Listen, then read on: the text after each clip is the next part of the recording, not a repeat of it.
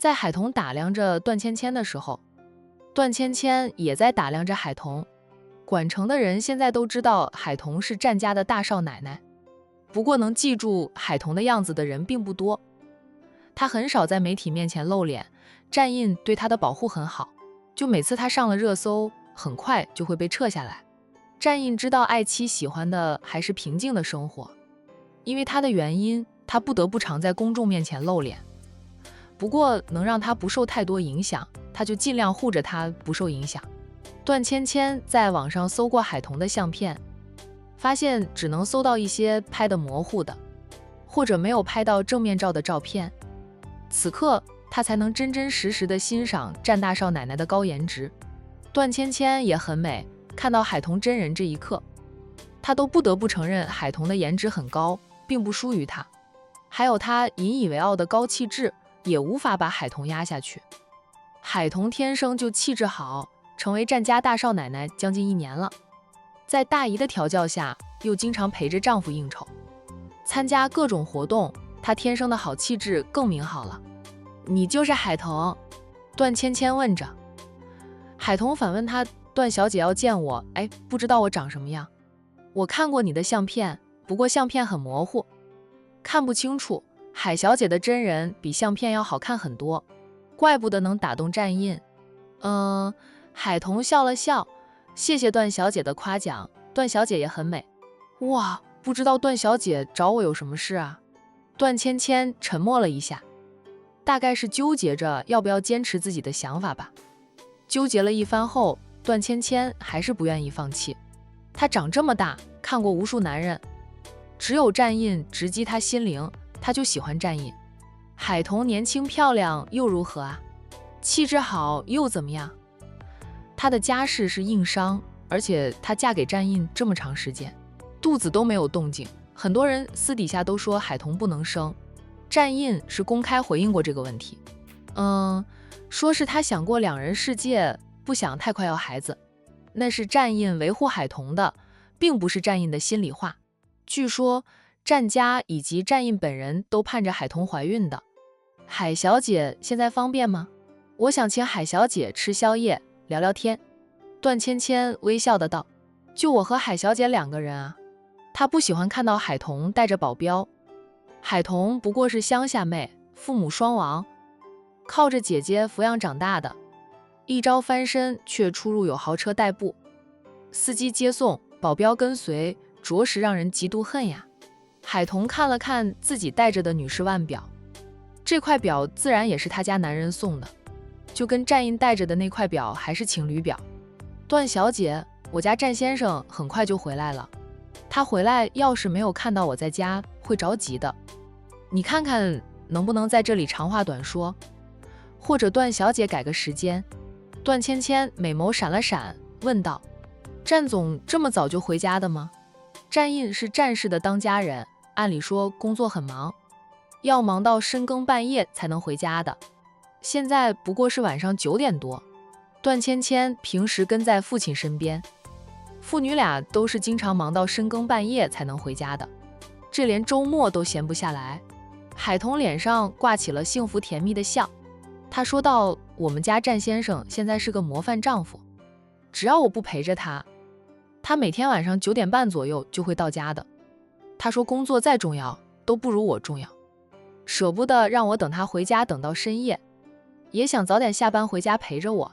海童的笑容本就让段芊芊觉得刺眼，在听着海童秀恩爱的话，段芊芊心里直冒火，就很想喷出大火把海童烧成灰。好在他跟在父亲身边游走商界，稳重了点，没有把心里的怒火发泄出来，甚至不露一丝一毫。海小姐和战总感情真好。海童笑道，是很好，我家战先生太宠我了，我经常说他这样宠着我会把我宠坏的，我被他宠习惯了，万一以后他不宠我了，那我肯定会受不了的。他却说他要宠我一辈子，要是有下辈子都还要宠我下辈子呢。这男人呀，说起甜言蜜语来真的甜死人，怪不得大家都喜欢听甜言蜜语。不过呢，我家战先生向来一言九鼎，我相信他说到做到的。段芊芊嫉妒的就都要疯了，不停的在心里骂着海童故意秀恩爱刺激他的，也是暗示他吧，战印不会变心的，让他死了这条心。男人，特别是有钱有势的男人，就是猫。猫哪有不偷腥的？他就不信战印能守着海童过一辈子不偷腥啊！压下了心里的嫉妒，段芊芊也笑道：甜言蜜语谁都喜欢听，不过甜言蜜语往往是骗人的，信不得。既然海小姐现在没空，那改天我再约海小姐聊聊。我是很想和海小姐结交为友的，希望我们能成为朋友。毕竟我段氏与那战士在合作着大项目，时有来往。海童说道：我交朋友的要求比较高，不计较出身，但很计较人品。人品不行的，出身再高贵，我也不愿意与之为友。段芊芊的脸色有点冷了，觉得海童这几句话就是在内涵他人品不行，不配成为战大少奶奶的朋友。也是吧，人品最重要。段芊芊心里恨极，面上倒是还能维持着一点风度，没有翻脸，哪怕他觉得海童在内涵他。但海童没有指名道姓，他要是反驳海童，那就是对号入座。没想到这个乡巴佬的嘴巴挺厉害的，能说会道。海小姐，能否给我一个联系方式？我改天再约海小姐出去喝杯咖啡吧。海童大大方方地把自己的手机号码告诉了段芊芊，段芊芊都敢找上门来，两个人早晚都得正面刚。他没必要退缩害怕，大方地把手机号码给段芊芊，就等着情敌再次出手啊。兵来将挡，水来土掩，海童就没有怕过。就算没有段芊芊，也会有其他芊芊的。谁叫他家战先生过于优秀的人，不论男女，走到哪里都是人群中的焦点，像一大块的磁石，吸引着无数人的眼光。花并不想招蜂引蝶，但花开得太美了，那些狂蜂浪蝶自己找上门来，纠缠不休，能怪花开得太美吗？海童不会怪自家男人太优秀，他只会觉得自己很幸运。那么优秀的男人只喜欢他一人，越多情敌的出现，越是证明战印的优秀，证明他的得天独厚。段芊芊记下了海童的手机号码，还担心海童给他一个假的号码，当着海童的面打了一次这个手机号码。海童拿出手机让他看过来电显示，段芊芊才摁断电话，笑道：海小姐，那我先走，改天再约，再见。海童看着段芊芊上车后，在段芊芊向他挥手时，他说了句：段小姐下次过来的时候，麻烦你把车停在门口的停车位上，不要这样乱停乱放。今晚是挡着我的车，我这个人脾气好，包容心强，不会和段小姐计较。要是挡着我家战先生的路了，段小姐这辆跑车就要报废了。段芊芊，是我的错，我记住了，对不起哈。海童笑着，我说了，我这个人脾气好，包容心强，不会因为段小姐的一次乱停乱放就生气的。段小姐慢走，我就不送了。段芊芊随意的挥挥手，开着车走了，目送着情敌的车子远去了。海童脸上的笑容敛了起来，他看向刚从别墅里出来的明叔，大少奶奶出什么事了？明叔是刚收到风声，出来看个究竟的。那段芊芊来了之后，并没有惊动屋里的人，他就是默默地在车上等着海童回来。没什么事，你们大少爷的追求者追到了家里来，车子也不知道停在停车位上，横着停在门口，挡住了我的路。明叔，我们能不能去保安那里调取监控看一看？段小姐没有出入卡，也不可能是你们带她进来的，她是怎么能进来的？海童在情敌面前表现得很大方，还把段芊芊气成了内伤。那其实他对待爱情和婚姻一点都不大度，他小气得很。他的男人就他不会和其他女人共享的。那情敌是怎么进来的？他要查清楚，是谁在背后捅他一刀，见不得他好。以后他不允许段芊芊再找到这里来。除非战印接受段芊芊，带着段芊芊进来，否则他都不会再让段芊芊有机会出现在这里。哇，这是他的家，他的家呢，不容许外人入侵。大少奶奶，我现在就去别墅区大门口的保安室看看。明叔听说是大少爷的爱慕者找上门来，马上就想起了上次那束花以及几套新衣服。他以为那个爱慕者已经被大少爷干掉了，没想到安静了一段时间又冒出来了，看来是不死心呀。大少爷都有了大少奶奶，那些女人还是不要命的，飞蛾扑火一般扑过来，就不怕被大火烧的连渣都不剩。就明叔是坚决地站在大少奶奶这一边的。明叔扭头回别墅里，很快啊，他就骑着一辆电动车出来，直奔别墅区门口的保安室。海童让司机把车开进别墅，他步行进屋的。司机停好车后，下车与保镖一同站着，目送着海童的身影没入了屋里。哎，明哥，这大少奶奶会不会迁怒大少爷啊？司机问着跟随海童的一名保镖。明哥想了想，说道：我跟在大少奶奶身边保护她也有好几个月了，对大少奶奶还算了解，我想她是不会迁怒大少爷的。是段小姐贴上来的，还没有贴上。这大少奶奶怪大少爷做什么呀？那就好，我最怕的就是大少奶奶生气了。不搭理大少爷，那咱们就倒霉了呀。战印一怒，谁都不好过，但最先遭殃的就是经常能见到战印的人。司机因为常给海童开车，已经属于经常能见到战印的人，他会担心实属正常。海童进屋后在沙发上坐下来，没几分钟就听到外面有了动静，就知道是战印回来了。那战印的车子是直接驶到主屋门口才会停下来的。海童在沙发上坐着不动，没有像往常那样，只要一听到车子的响动就迎出去。战印提着几个袋子下车，袋子里面装着的是某个名牌的新款服装，赠送给海童的新款。海童的身份以及关注度现在都是极高的，他穿上那些名牌的新款衣服，出去转上几圈或者参加宴会，就是移动的广告了。以往只有男性品牌才会找上战印，战印结婚了，女性品牌就一窝蜂的找上门来。战印下车后没有看到爱妻迎出来，连明叔都不见，他就觉得不正常了。他不着急进屋，而是叫来了明哥，问明哥，在我回来之前，家里发生了什么事？哎，你们大少奶奶心情不好啊？明哥轻声答道：大少爷，你还是进屋问大少奶奶吧，这是大少爷和大少奶奶的私事，就我们都不好说话。大少爷，我们也可以下班了，先走。大少爷，晚安。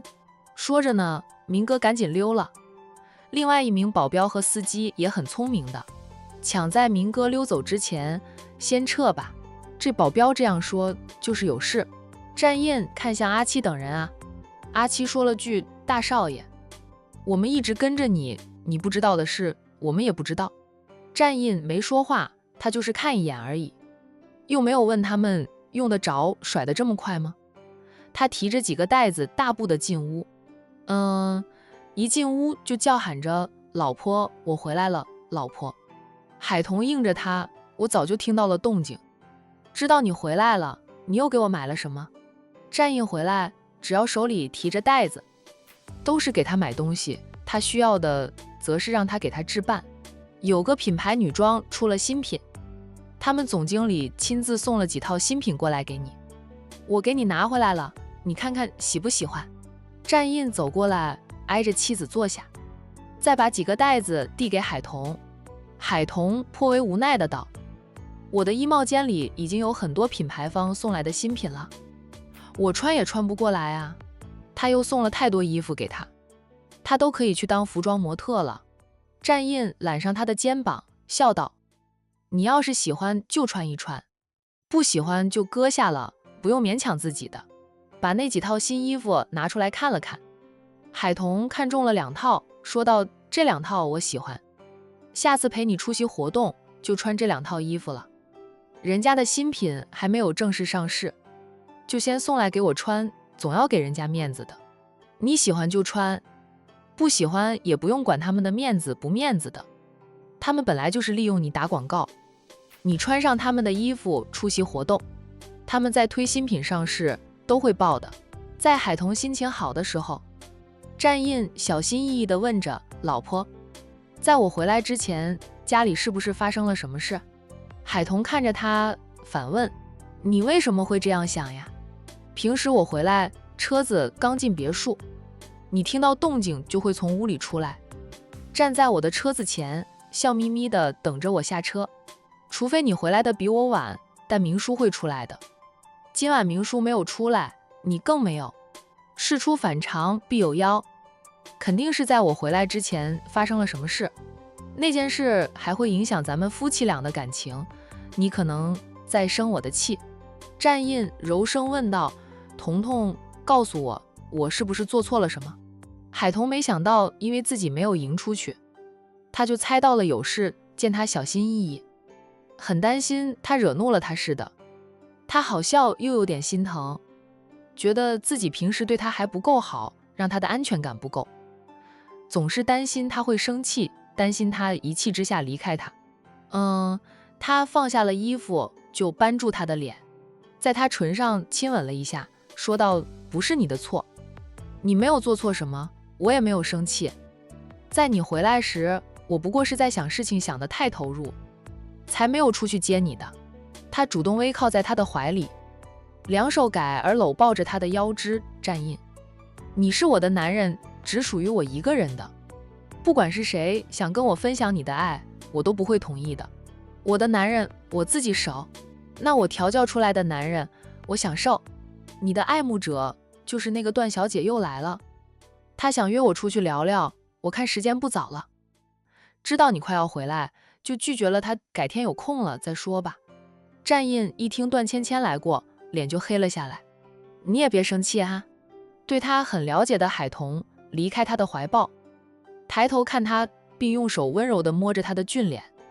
这么帅的男人，在这个看脸的年代，段芊芊会对他一见钟情，太正常了。你这么优秀，有人喜欢你，那是很正常的事。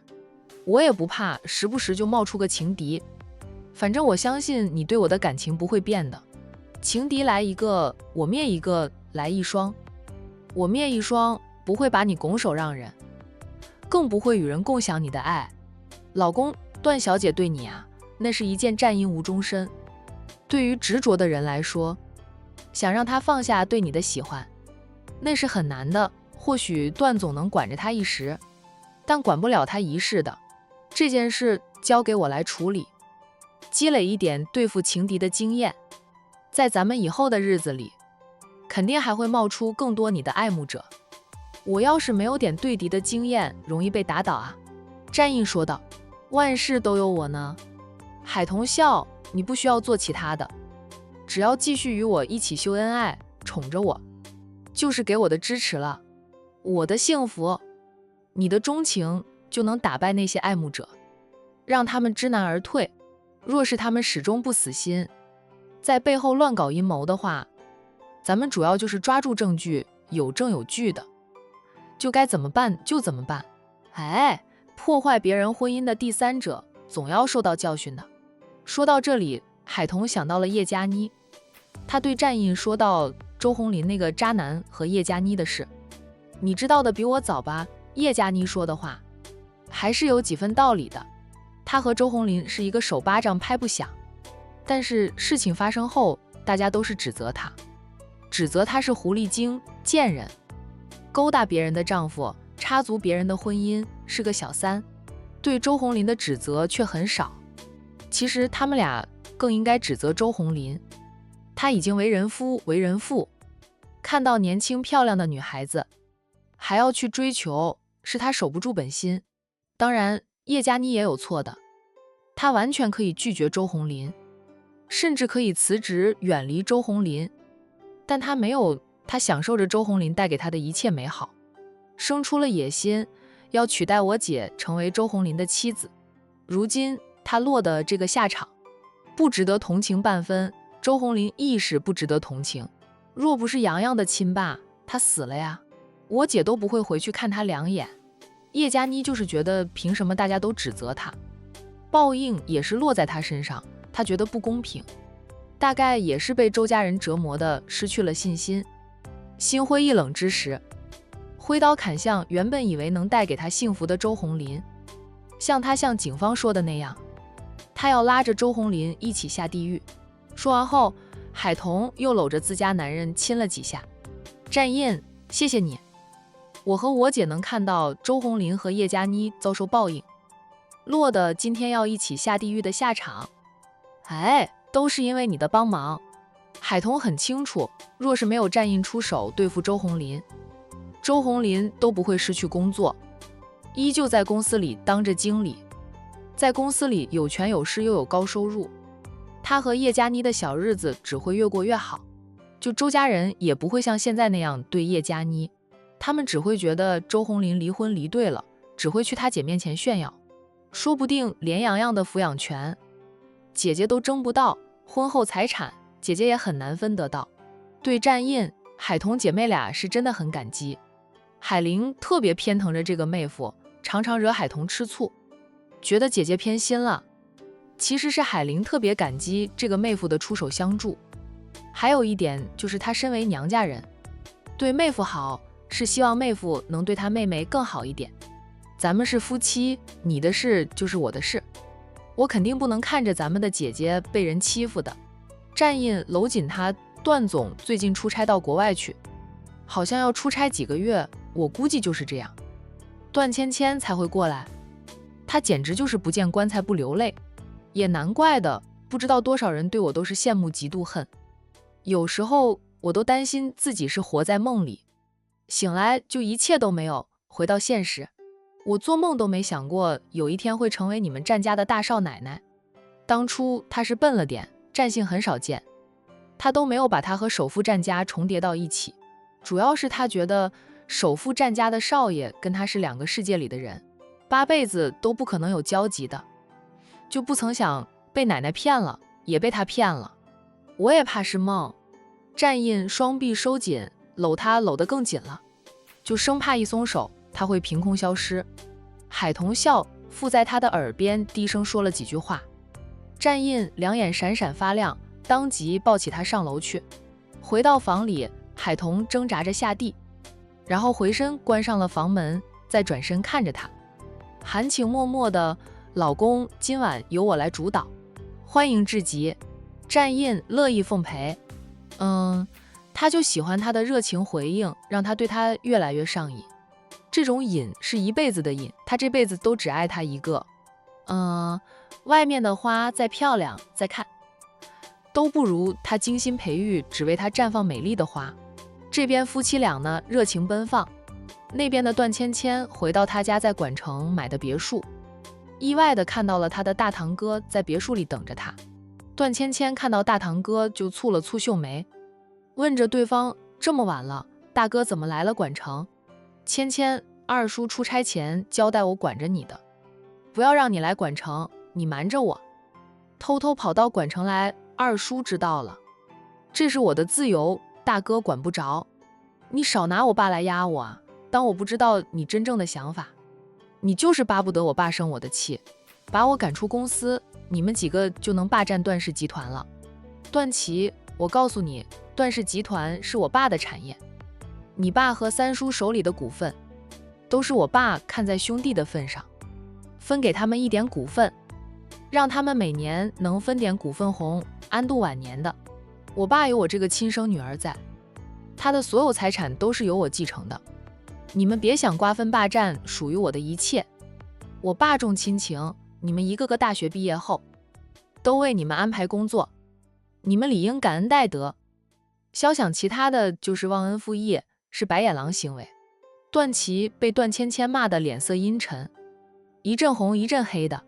段氏集团的确呢属于段总个人的产业，不过是由于段总子女单薄，只有段芊芊一个女儿，段总才会拉上兄弟侄儿们一起，也分了一点点股份给兄弟们。不过侄儿们是没有股份的。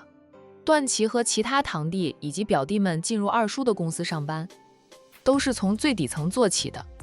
一开始别人都不知道他们是总裁的侄儿，是他们凭着能力爬到今天的位置上了。就大家才知道他们原来是老板的家人。段总有着雄厚的家产，庞大的公司，与段氏集团合作的都是大集团。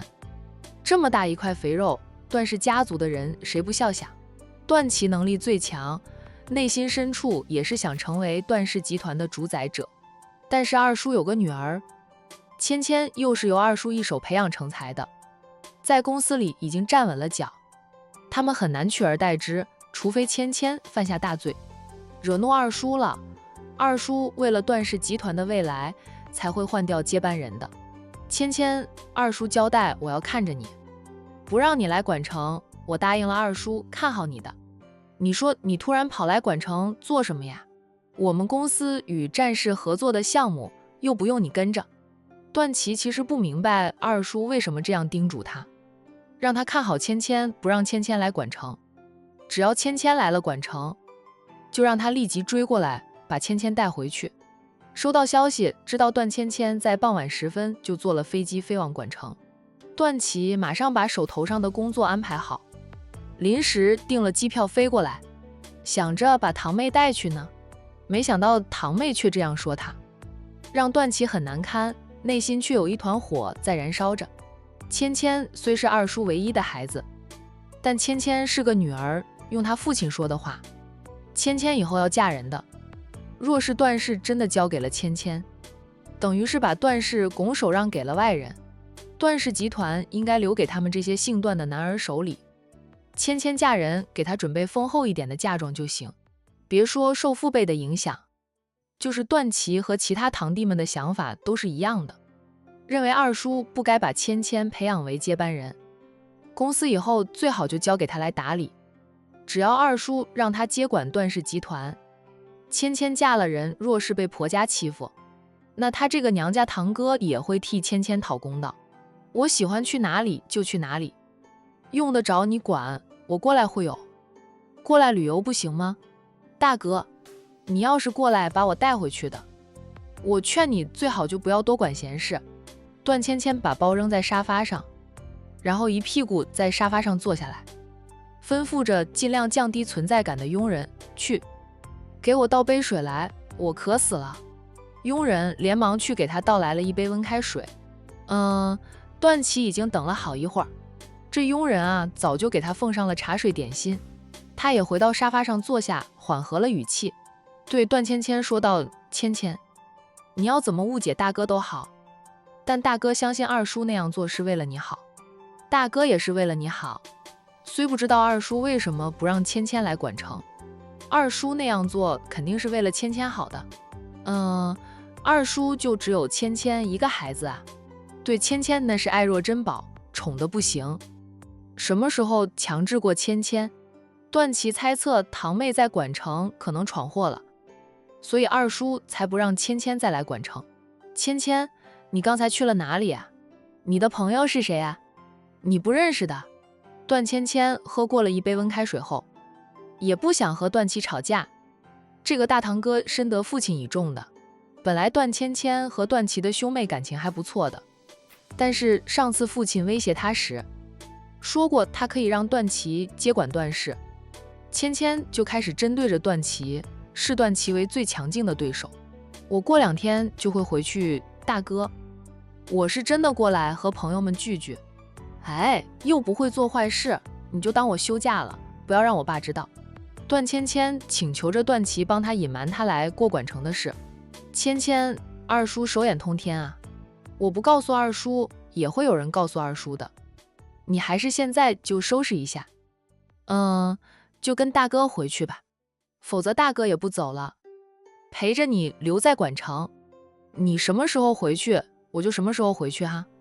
段祺也很尽职，主要是害怕段芊芊闯了大祸，祸及段氏集团，那可是他一心想谋夺，想继承的呢，岂能让芊芊祸害了段氏集团？段祺，你这是要监视我吗？段芊芊一生气，又是连名带姓的吼着段祺。我不是监视你，我是替二叔看着你。芊芊，大哥也不傻，你在管城铁定是闯了祸，否则二叔不会禁止你来管城。你再讨厌大哥都好，大哥也不能让你乱来呀。段芊芊脸黑黑的，她都是悄悄来的管城，怎么还被大哥获知？要是她不听段祺的，段祺告诉了父亲，父亲生气，对她是很不利。沉默了好一会儿，段芊芊对段祺说道：“大哥，明天晚上我再跟你回去，明天我要约人吃饭。你约谁吃饭？大哥陪着你去。明天晚上我们一起回去。大哥跟他又不认识，跟着去他会觉得很不自然的。”段祺说道：“不认识，见了面，自我介绍一下，不就认识了？总之，你今晚不跟我回去，你在管城的一举一动，大哥都要盯着，不管你要去见谁，大哥都要陪着你。”这么晚了，也不好买机票啊。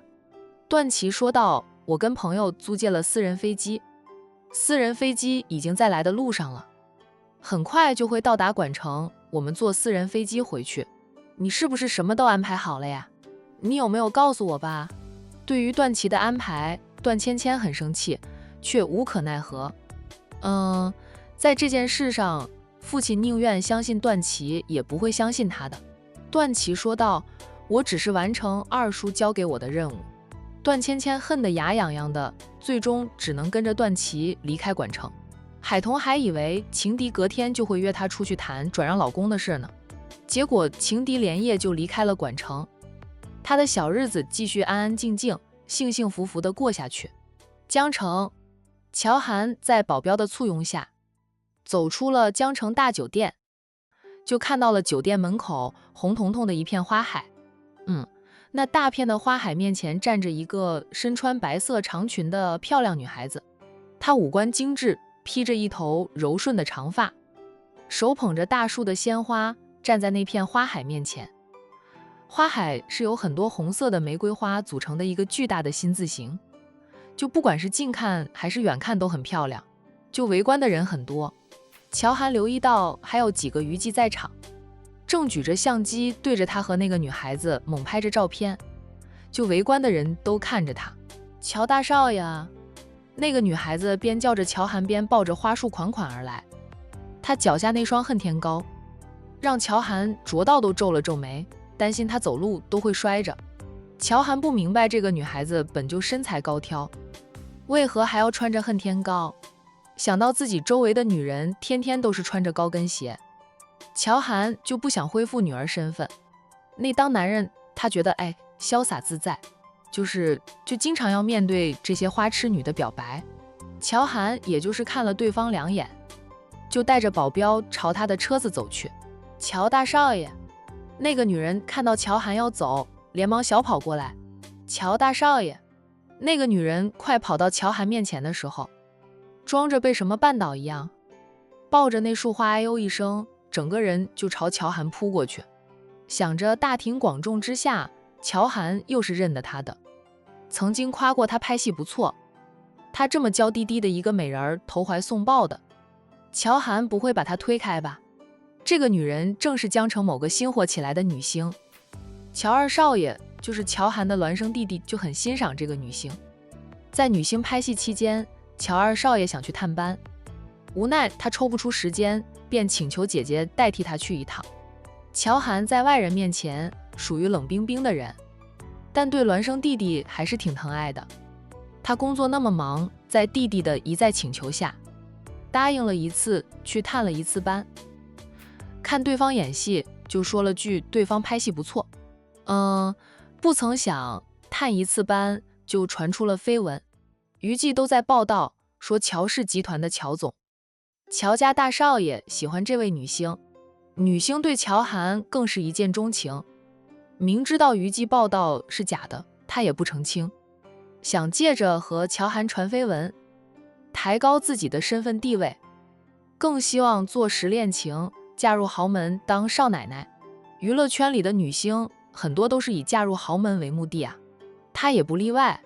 乔家在江城那是顶尖级的豪门，若是能嫁入乔家，一辈子吃穿不愁，享尽荣华富贵，主要是乔大少爷年轻俊美又多金，是乔底集团的当家人，乔董基本上都不管事的。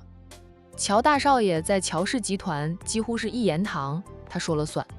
江城的年轻女性只要见过乔大少爷的，哪个不把乔大少爷当成梦中情人？乔涵就继续走着，并不管那个扑过来的女星怎么样。女星也如愿地扑进了一个人的怀抱里，对方反应迅速地扶住她，才让她没有与地面上亲吻。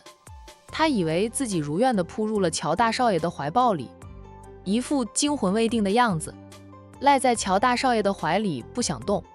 陆小姐，你没事吧？低沉的嗓音响起。陆小姐听着却不像乔大少爷的，是个陌生人的。她猛地抬头对上的一张陌生的脸，那张脸并不像乔大少爷那样俊美，而是一张满是胡子的脸。哎，这是乔大少爷身边的一名保镖吧？他记得乔大少爷身边的保镖有一名大胡子，大家都叫他胡哥的。陆小姐吓得赶紧站直身子，连连说道：“对不起，我被绊倒了，没有撞痛你吗？”“真对不起。”胡歌淡淡的道：“我没事，陆小姐没有撞痛就行。陆小姐走路要小心点，下次若是没有人扶着陆小姐，摔得会很难看的。”陆小姐的脸一阵红，她尴尬不已。好在她是演戏的，很快就恢复如常，再次向胡歌道歉。眼见乔涵走远了，陆小姐连忙抱着被挤压过的花束追赶而去。她成功的拦住了乔涵，但她的表白被乔涵拒绝了。乔涵很实在的告诉她：“陆小姐，那次去探班是受我弟弟所托，我对陆小姐并无感觉，谢谢陆小姐的厚爱，还请陆小姐不要再来纠缠于我。”乔涵都没有让陆小姐接近自己，有保镖呢，把陆小姐挡在离她2米远。陆小姐一会儿记得把那些花清理干净，别增加了酒店清洁阿姨的工作量。说着，乔涵动作优雅地坐上了他的豪车，一名保镖帮他关上了车门，随即那些保镖们迅速地回到保镖车上。不过是数分钟，乔涵的豪车就在保镖车的护送下驶离了江城大酒店，就留下陆小姐站在那里，像个傻子似的。陆小姐不止一次向乔涵表白，以往都是只有她一个人，没有造出那么大的阵仗。这一次她鼓起勇气，来个大庭广众的表白，也准备了一大片的花海，还透露风声出去，引来了娱记的围观拍摄。结果还是被乔大少爷拒绝了。